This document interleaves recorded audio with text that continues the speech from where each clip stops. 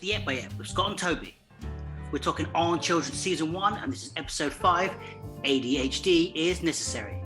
You know by now that there's going to be some spoilers, but if that's okay with you, continue on, and I'll see you on the other side. Made it with us to the end. I kind of hope you've watched it with us, because I don't know what it would be to listen to this without watching it. But I also don't know who's watching it. Yeah, or listening to it. So, yeah, Jesus. Episode 5? Yeah. Of On Children. I mean, it's been a fun go down ride. in history as one that I will not recommend to many people. Yeah, I want to recommend it to everyone just to suffer what I suffered. Yeah. Or just to see what, I don't know, like I said, we've said before, this is so highly rated in Taiwan and around the webs. And I don't know if that's a case of it hits the spot as Black Mirror does, like all over Taiwan and certain parts of Asia. It's just like they're finally saying what needs to be said, and they're finally summing up. Giving us a voice. That's my childhood, and they've summed it up in an hour and a half stroke. This is why I hate my mum so much. Oh, God, the mums. Oof. Lighten up Taiwan. Although, saying that, I don't know whether this will come as a shock or not, but I felt this was the best episode by some distance. This was certainly the most polished. I think it had the most budget, and it was the nicest looking, like visually, the shots. There was no wacky softening. It was cohesive. It flowed. I didn't pause it for a second. I didn't look at the clock to see how much longer was left. I was engrossed from start to finish. I thought the acting was superb. Toby loved it. I really enjoyed the story. It was quite emotional. It was really quite a hard watch, but not in the bad way, in the good way. Some gut punching moments. Yeah, Toby's back in. He's going for season 2. If this had been if this had been the benchmark for every episode, then this would have been a cracking series. But unfortunately, this is the peak. I guess a sense of saving the best for last. Yes, definitely. This episode was called ADH is Necessary. ADHD is Necessary. I think they could maybe come up with a more original title for an episode, because like ADHD wasn't a massive part of this episode. No. But I guess it literally, I guess it is in translation. It's probably very on the nose, I guess. Do you want to take us through the sort of the beat notes of this episode? The premise of this episode, it felt like a combination of all the episodes preceding it, and it just did a better job of telling a story with that central narrative of controlling mothers, controlling state, the pressure on the children to be the next in line to continue the controlling and apply the pressure. But in essence, we are with how do we start? We start in a sort of like a clinic in which an embryo is inserted into the womb of a willing recipient, who is then given a manual on how to look after this embryo. We then flash forward to probably about 16, is she in this? 15-ish. Yes. Going on 16, I would say. So in this version of a controlling state, the parent, is just a single mum, lives in a very high-class, well-to-do society, building, gated community. And you only gain access to this gated community if the embryo that you are nurturing, giving birth to and bringing up succeeds in getting a above 90% it's high, mark. And the older you get, the higher it gets, I think. Yes. And they all have badges that have 5 like pearl lights on them. Is it like a pea pod? Like a pea pod, yeah. These lights diminish if your child or embryo isn't doing well in the exams that lead up to the final one, which is the one that this girl is heading towards quite rapidly. Right. And if all the lights go out on your badge, you are then evicted from this high-class skyscraper, and sent to live in the slums, basically, where the idea is your embryo that failed the exam and then has the chance to bring up another embryo and hope that that one will pass. And then you regain access as a family, I assume, back into the high-rise estate. And that's kind of the setup, really, isn't it? Yeah, it's very, I guess not dystopian, well, depending on how you're doing, it's like a utopia gone wrong, you know. Yeah, everything's very sterile. Again, it's all white. The entire flat is decorated, this show, and the furniture and the picture frames, everything is white. Sterile. Have you noticed that this show really sort of obliterates the middle class? You are either flying high or you are in the gutter. Yeah, there's no in between. And they really take a dig at the working class. And like, this guy's just a lorry driver. What's wrong with being a lorry driver? You don't like it. Get to travel around. I guess that comes in later. Pick up litter? With one of the children, sort of wants to be a carpenter. Yes. I don't know if I guess it's frowned upon by society, but certainly the mother. It goes back to the arty stuff, doesn't it, from some of the previous episodes? I don't know where the society's going to be if everyone succeeds, because no one's there going to do the menial jobs. Oh yeah, this is it, and this is highlighted in when she finds that external camp, and she just doesn't know how to do anything, like bake a cake or cut vegetables, or because none of it's ever had to been done for her. It's all provided. But anyway, so obviously, again, we have this set up, the mother, who didn't come across as nasty at first. No. In any way, shape or form. But around the middle point, you get this shift. And the shift in this one left my jaw on the floor. I was just like, oh God, here we go again. They're like, not only is the mother, driven by success and pushing her child to be the most successful, she's actually properly evil. I will say, she's got a wicked stepmother-esque. Let me finish this properly before you pass judgment on me for saying this. So there's pressure on these kids to do well. Yeah. But this particular episode, I want to go, well, fair enough, because it's not just you. It literally is your family's well-being this time around. Normally, it's like the social status and, like the mum wants you to do well, for whatever reason. But in this case, it's no, if you don't do well, you are actually going to get declassed and go live in the bum houses, what have you. So I don't know, if I had a kid and my living, there's nothing I could do to change it, but my kid getting good grades means we could stay in this nice house. I might be one of those harsh parents to an extent. But this is what I liked about this episode, was the fact that the mother, you like you've just said, that it is to the detriment that the kid isn't doing well. The mother's, as far as I can tell within the episode, is doing everything she can, and the child is doing everything she can. Yet genetically, it's arguing that she just isn't up to the grade. Oh, you've hit on a big mind nugget. Yeah, well, this is what this episode explores, right? And which is why I liked it so much, is because it does delve deep on areas and questions nature versus nurture and all that sort of thing. Because it's every child came from an embryo that was government approved. Basically, the kid's not doing well. Despite her best efforts and the mother's best efforts. And so she goes into school one day, and I didn't know what was going on. Did you know what was going on when that ADHD kicked off? No, when it first kicks off and she starts rebelling, no, definitely not. And she just starts talking back to her teacher, just rebelling out, acting odd. She's like not doing her exams. If anybody listening to this knows, well, it has witnessed or experienced or been around a child that has ADHD, it's that type of performance. Not that people with ADHD are putting on a performance, but in this, it's a performance of a child having ADHD. So, can you give you an idea of what she's up to? Give me a paragraph rundown of what it is exactly. So basically, it's like attention deficit disorder. So it's the inability to retain attention on anything or any one subject for an elongated period of time.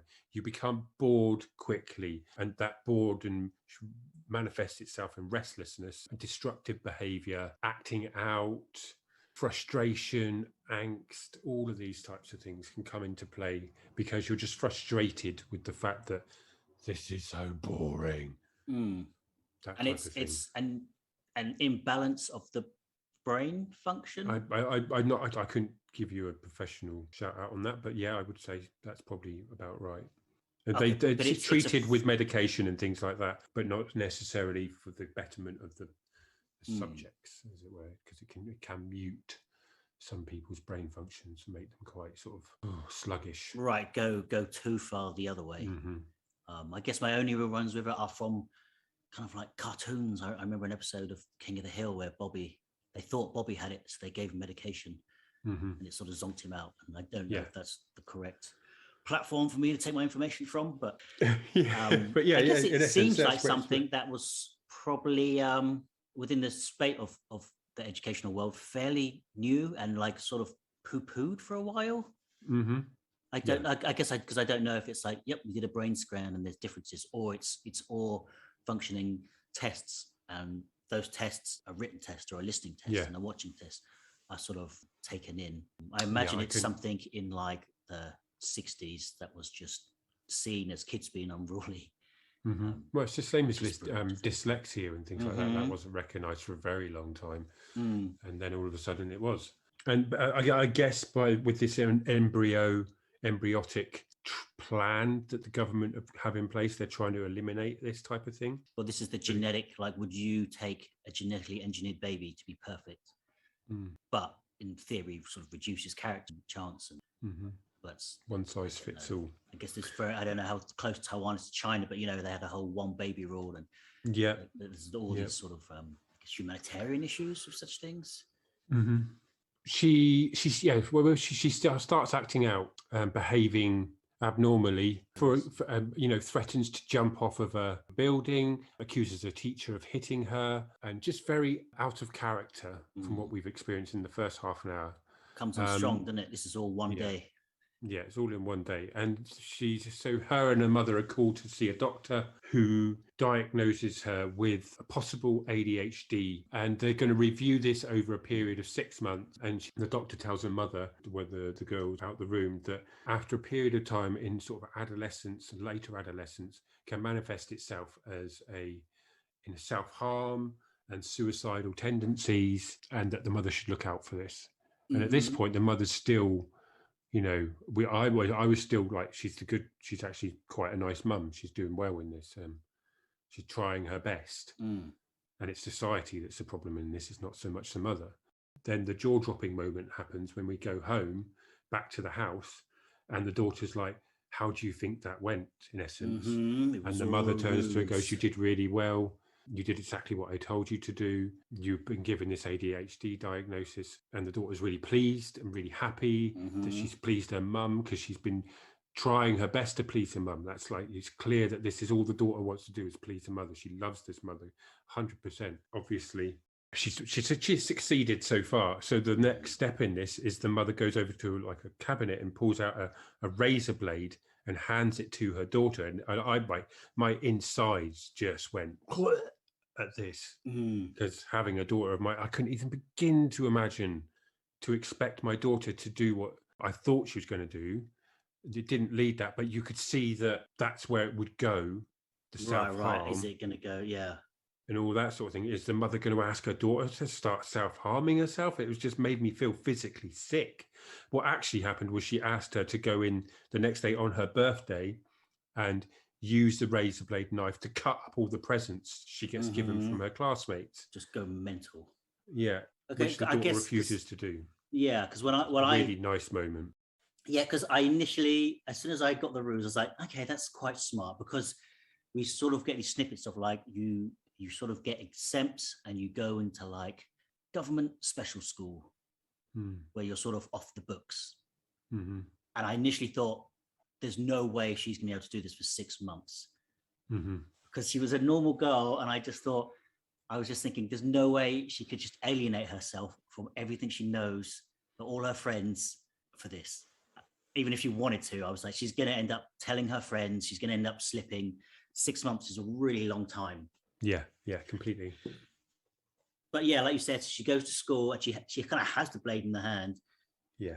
And she's there sort of opening the presents one by one. It's another student's birthday, and she just puts it in her pocket at the last moment. She can't do it. Yeah, she can't do it. And I thought that was a really sweet moment because she's a really, really genuinely lovely. She's the type of daughter you'd be proud to have as a daughter to call your own. I thought she's just wonderful, and she just tries so hard throughout the whole episode. She's constantly trying. So in the backdrop, there's kind of scenes that I didn't quite get there. In a giant government building air hangar, which might be the school. And there's this sort of queue of students lining up. I don't know, sort of a mum sort of bursts out and says, "No, you can't take my child. They're going to destroy you." And then there's sort of security running everywhere and everyone's ducking. And panicking, guns pulled. And I guess we're not quite meant to understand this. It's like, something sinister and dark's happening, but just remember this for later. Yeah.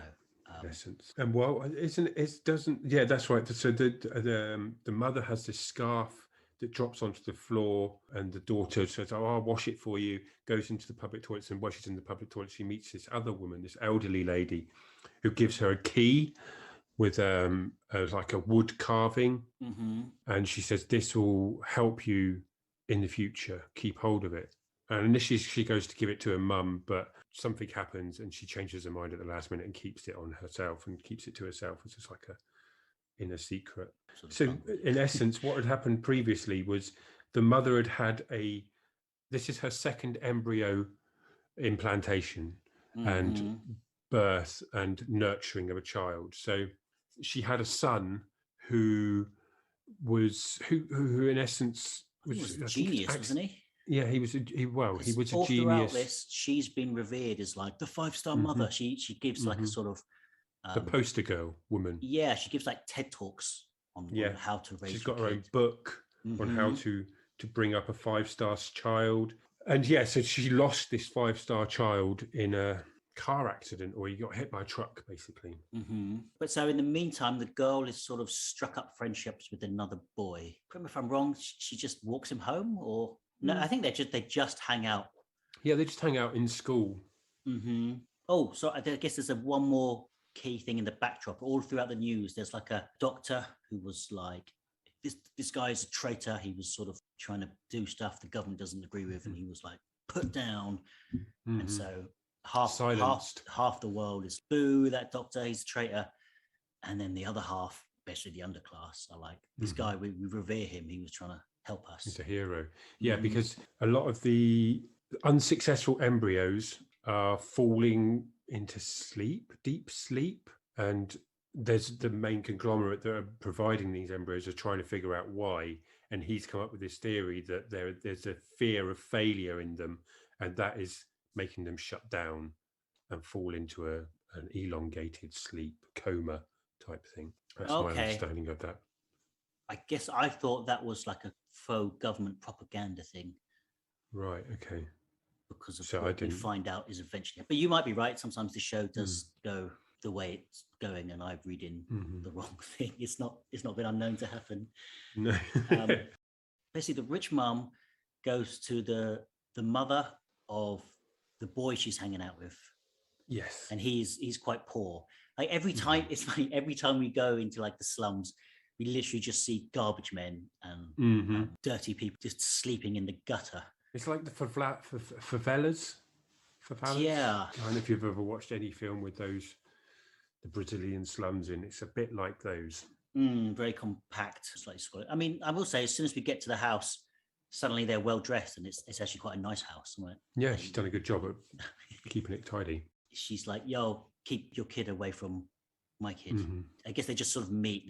These two parents meeting is going to sort of come back in. It's like, "Yo, you're not a good mother." It's quite cold though with her, isn't she? Because the lower class mum's very friendly and warm, and she's just stoic and just very clearly looking down upon her in every way possible. Because I guess the daughter has found like the embryo manual, and this is where we get this sort of dramatic treble reveal. So the first one is she's looking through this tablet, and it's like, if your embryo has a deficiency that is like not your fault, it will go to recreation camp. Yes. And so, okay, cool. And it's quite dramatic, revealing. Like it's like everyone knows this, but no one's talking about it. Yeah. It's sort of like flaw in this of like it's a secret. Like, yeah, but if every single parent has this, it's I don't know who it's a unsaid secret from.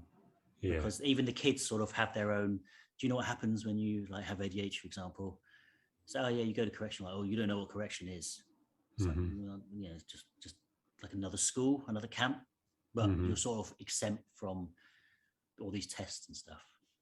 Yeah, so that's it. The reason that the daughter is playing the acting game of having ADHD at the behest of her mum is so that she won't have to sit the exam and will be sent away to this special correctional facility, and the mother won't lose her status, the light bulbs, and won't be asked to move out of this environment. So it's very much the reason the daughter's having these problems at school and everything is because the mother wants her to and is telling her to.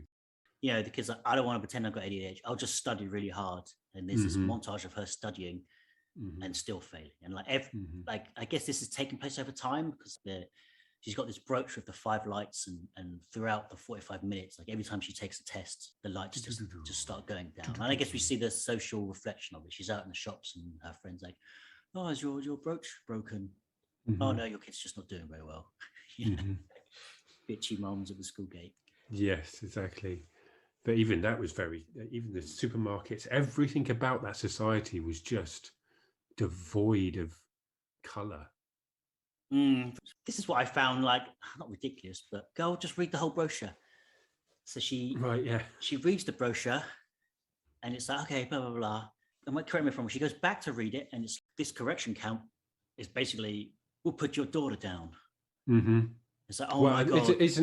Isn't one part of it from, like you said, the laptop or the tablet, and the other part's actually in the book? Oh, I just thought it was, I just thought she was just reading it really slowly. Like we keep coming back to the same book and the next page is like, oh, why didn't I keep reading?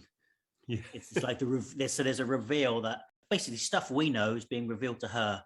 This very dramatical sense, like slow motion, dropping a glass of water when she reads that.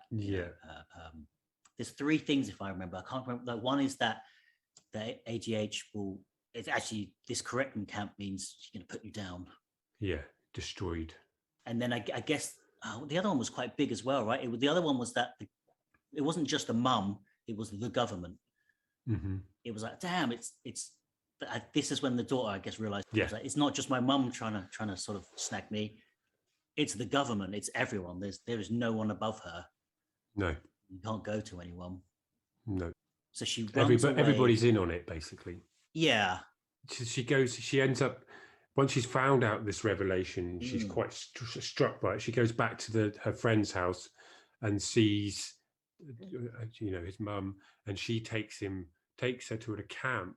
Yeah, she takes her downstairs to meet the old lady that she met in the toilets from the beginning. And then she has a panic attack, complete collapses, and then wakes up in a red tent in the middle of a forest, surrounded by other children. Surrounded by a Wes Anderson movie.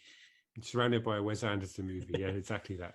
Of other children. All, I don't know if you noticed, were from the other episodes. Yeah, I've recognised a couple. Certainly the Child of Cat. The Child of Cat and the art people.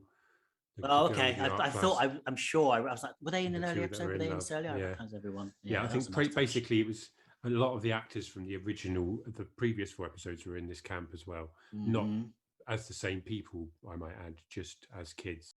In this camp, they were all living their best life, in essence. Yeah, they're all baking cakes in oven wood stoves, painting freely, knitting, construction, just learning life skills that they wouldn't have been taught in this upper class world, which was very apparent when she was trying to cut a tomato and ended up nearly chopping her finger off because she just didn't know how to use a knife properly, or I guess non-academic stuff.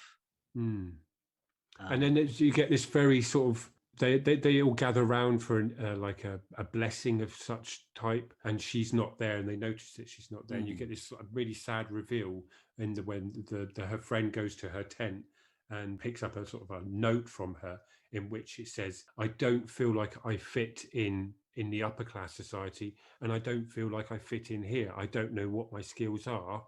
So I only know the place that I do fit in, and that is with my mum. So she goes back, leaves the camp, goes back with her mum. Do you think she rushed it a bit? Yes, definitely. I feel like she was there for about an hour and a half. Yeah, maybe a day, but I'll take on, like, oh, these kids were doing art. They were just sort of like slapping paint on a canvas, and it was fun. It's not like they bring art to the camp, like they're just kids having fun. I don't know. That she doesn't probably hasn't. I think at 16 I would have been like her. Like, I don't know. I don't think I knew how to particularly chop fruit properly at 16. I wasn't cooking for myself at 16. Like, I could do instant noodles and oven food, but I was not. I was not baking banana breads and chopping fresh. You know what I mean? Like, that skills didn't come to me. But she's on the edge. It's to show her. She suddenly felt like she didn't fit in anywhere. So the only thing she had left to do was what she did know, and that's her mum. So she goes back to her mum, who's just sat in the kitchen waiting for her to come home with food. At this point, we've had the reveal about what happened to her brother. Yes. Basically, we get this one flashback, and the brother, wakes up the mum, says, "Hey, mum, I got something for you." And he gives her this key. It's the key we've seen in her hand. And she's like, "What is this?" She's like, "Well, I'm going to build you a treehouse one day. I promise you. This is the key to get in." And she's like, "Oh, this is kind of sweet. All you need to do for me is just like ace all your grades and become a perfect student." You're like, "Oh, okay, that's a bit cold." And then she says, don't waste your time on this. I don't want a treehouse. Have it back. Go study." It's like, "Oh, come on." It's horrible. It's so excessive as well. Frustrated by this, if anything, like, because he was top at that stage. No, what? Sorry, he was top of the grades at this stage, and he was doing really well in his studies, as it were. He was delivering the top marks. Yeah, but he was. I guess he just wanted to pursue another life. Yeah, he was pursuing an avenue of which, to her, was to the detriment of her place in society. So she is going to crush it at the slightest instance. Can you not pass these tests and do what you want? No, apparently not. Yeah. Can't he have a hobby where he carves? That's how brutal it was. You can't. I just want to carve a fucking spoon in my spare time. Like, no. I guess it goes back to the Peacock episode, in that anything other than studying is a waste of time. And that's how she sees it. That's how the government sees it in this gated society. And she's just towing the line. And you know what? I figured out what sorry, this is going to be a bit of a nightmare for this now. The sort of reveal bomb that the girl got from the iPad was that if you fail by the time you're 18, your mum is stripped and barred from having another one, and the child's put down. Yes. So the reason yes. The whole, I guess, sorry, no, we did totally talk about it when we're talking about it. I guess I undramatized it when actually it was quite dramatic. So the reason her mum was like, you have to do ADH by this certain time was so that the government would kill her, basically, and the mum could just go again. Yeah. We did say that, didn't we? For some reason, I thought we undramatically said it. Yes, we did undramatically. Yeah, so it's very much that. That's the case. That her mum was just making her sign her own death warrant, and that the mum's status would carry on. Yeah. This is why we find out. Sorry, we're elongating this with the brother wanting to be a carpenter, and he died by being hit by a car. We basically find out that he suicided to protect the mum, because he was, I guess he was going to fail his exams after all. This is where it gets a bit blurry, because it doesn't really make a lot of sense to me either. I think because I thought for a long time, and I'm still not 100% certain if she didn't, but she pushed him in front of the van. Yeah, I thought it was going to be that, but it never said it explicitly. No. And then when we sort of, through the background of this episode, the girl is sort of trying to track down the driver of the truck and find out what happened. Oh, you know what? The coldness we find out is that it was a suicide, but in the state's eyes, a suicide is like, well, that's the mum's fault for producing a bad kid. So the mum kind of barters with the driver to say he hit him and it was his fault and it wasn't a suicide. Yes. And she kind of F's the driver over. Yes, that's right. Yeah, because she says, in return for you saying that you hit him and it was your fault, rather than the kid stepped out in front of you, I will teach your mother how to produce a 5-star kid, which will bring your whole family out. And then she says, of the slums. Yeah. And then he goes on to say, yeah, that's correct. she told us everything we knew, but when you're in the slums, you can't get out. Which I guess is, I don't know, sort of political statement and another reveal of why the mum is so intense not to go. Because at one point, the daughter is just coming up with every plan she can. I guess she doesn't quite realize the severity of what's going to happen to her. She's like, yeah, I'll just, I'll fail. My own embryo. I'll fail and then become a mum myself. And the mum's like, how are you going to get a kid who knows what he's doing when you don't know what you're doing? Yeah. The mum's just not up with this plan. No, exactly not. So after returning home from this camp, we did go a little bit around the bushes. It's like a Tarantino movie for our listeners. Yeah.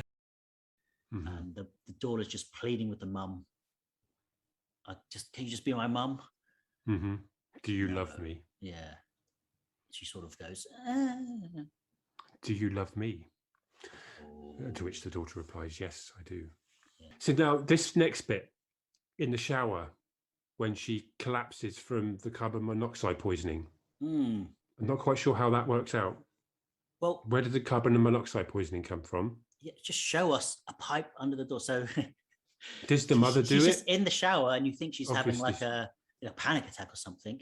Yeah, she sat on the floor crying her eyes out, and then she just comes out the shower and collapses. Yeah, it starts crawling. The world goes all blurry. So I'm assuming that the mother poisons her daughter at this point.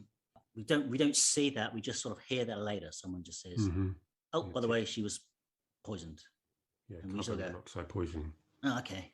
The problem with this show and stuff, there's so much propaganda, like lies to cover lies and pretending. It's like, is that the story? Is that what happened? Is that what they're pretending happened? Is that I don't know where it lies in the truth of things. Yeah. But again, she wakes up in a hospital bed. And just realizes what's happening and reveals the truth that her mum is, screaming this out because she knows she's about to be exterminated, in essence. She's screaming that her mum told her to lie, to tell her that she had ADHD. She just wants to be normal, doing everything she can to stay alive, basically. Toby, what a rat. I can't believe she wrote it up.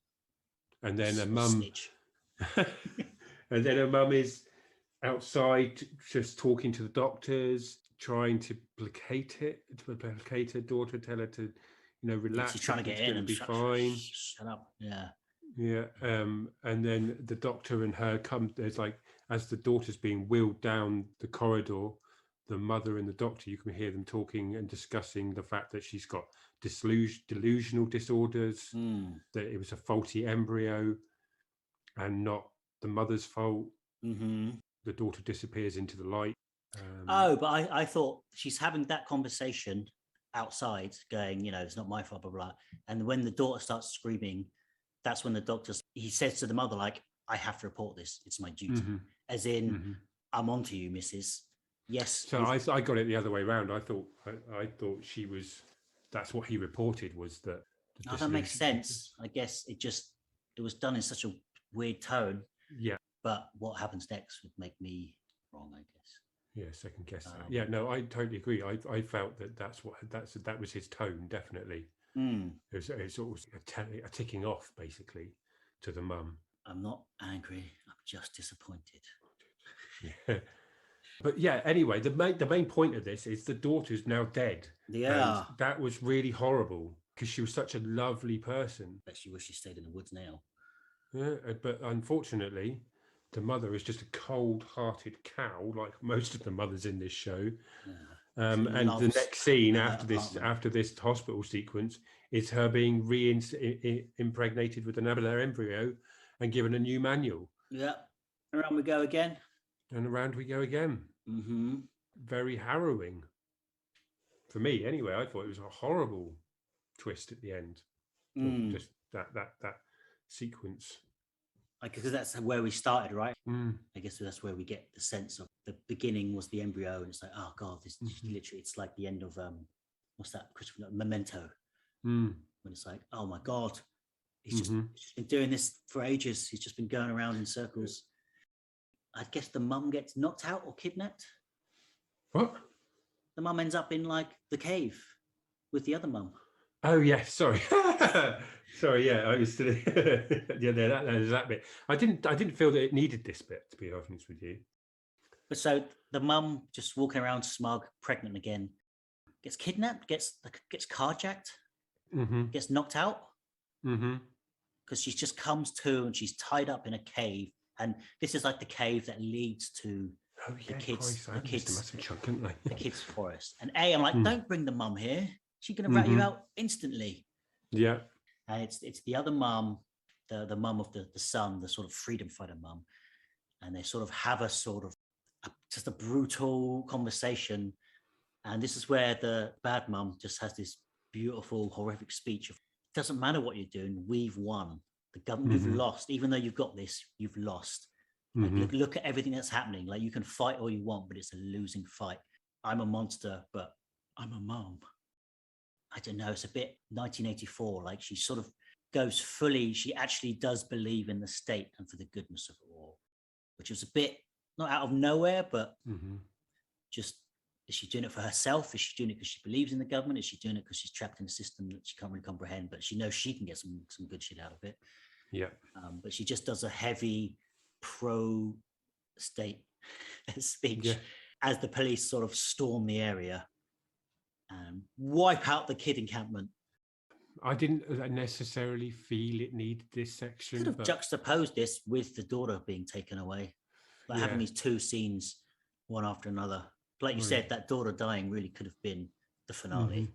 And then I guess we get a closing afterward with the mum giving another TED talk. Epilogue. Right. And it's because she's like this TED talk. Even though she's had no successful kids because they both died, she's still revered with a 5-star beam thing. And it's like, what's the secret? And I guess this cuts back to the beginning of like, and she's like, love, loving your kid, being a loving mother is the secret. Cold stare at the camera. Every new embryo is a new mother's beginning. Which are not a new child's beginning. No, exactly. Beginning. It's a new mother's chance at being a mother. Wraps the episode and season 1. Season. Oh my God! There won't be a season 2. So you dig this episode, huh? It definitely felt the most polished. Yeah, I thought it was a very, very, very good episode. Wow. If this had, like I said, if this had been the benchmark, I would have recommended it. This was the best episode. Can you rank your episodes?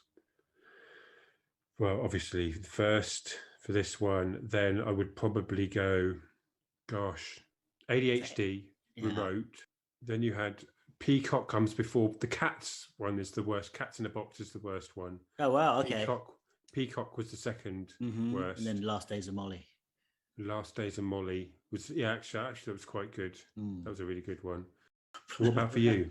See, as much as I hated Child of Cat, I think it was my favorite episode just because at its lowest, it was a mess. But at its highest, I thought it brought the most punch to me. Like it had the best acting, the best child acting, and the heaviest watching, I thought, for me. Even though, I guess, like it had the highest highs. Then probably this episode, like you said, it was ADHD history. It was just the most polished, but I gotta be honest, I was quite bored by the end. Oh, really? No. But I feel like I applied that to all of them. Yeah. Then, I don't know, the others just sort of flatline together. Okay. I guess the first, I don't know, did we know what more to expect? So they got better. I don't know if knowing this was the last episode, it goes higher. No, I guess not. Yeah, there was this element of excitement towards the end of the last episode because it was over. I guess the acting in this ADH episode was pretty good. Yeah, it was. I thought the mother was brilliant. Super standout, but everyone did the job. It certainly sounds like this one hit you in the feels. More than I. Definitely resonated. It had jaw-dropping moments. It just like the twist. I didn't see the twist coming as much as I honestly thought that the mother wasn't going to be pure evil, but she turned out to be the evilest of all of them. Fool you once, shame. Fool me 5 times. Fool you 5 times. And season 2 is out next week. There is bloody hope not for at least give you another. I need about a year to recover from that. So probably not our best choice for our first season. I guess I just looked at it and briefly thought it was going to be like a fun horror. Yeah. I guess I didn't know it was going to be so dramatic and serious. I thought it was going to be more on par with like The Grudge or something, because I just read a very brief synopsis.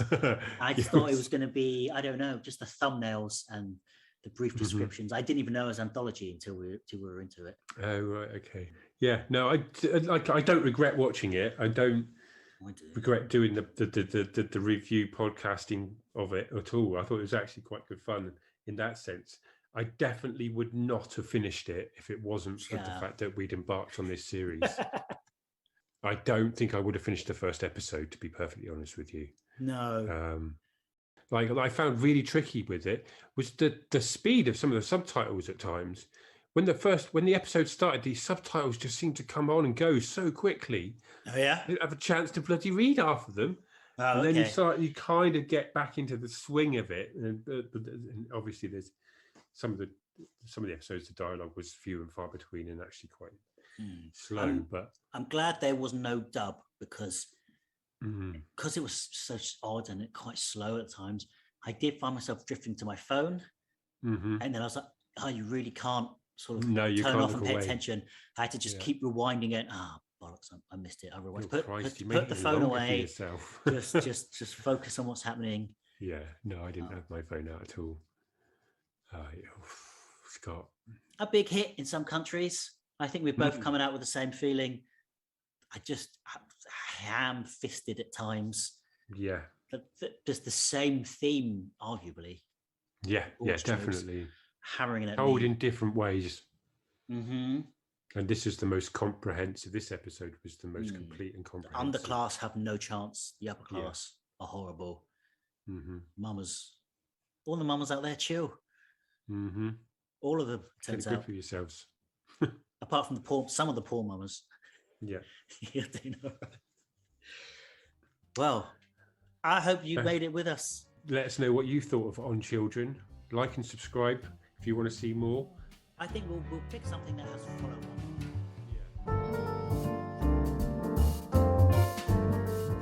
Hey, we're going to wrap it up around there. I want to thank you for listening, and I hope you enjoyed. Join us again next time, and until then, have a great day.